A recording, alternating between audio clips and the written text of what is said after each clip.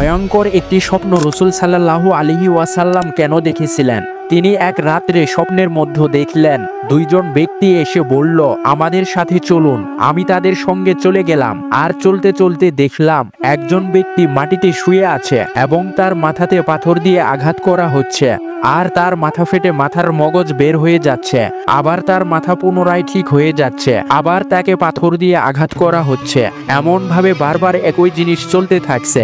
তখন রাসূল তার সাথে থাকা দুজন ব্যক্তিকে জিজ্ঞাসা করলো, এই ব্যক্তির সাথে এগুলো কেন হচ্ছে?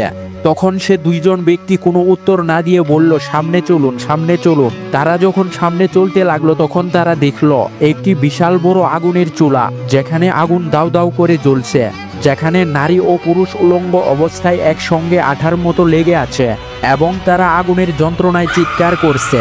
তাদের সঙ্গে এমন কেন করা হচ্ছিল? পুরো ঘটনা জানতে সাবস্ক্রাইব করে কমেন্ট করুন পার্ট 2।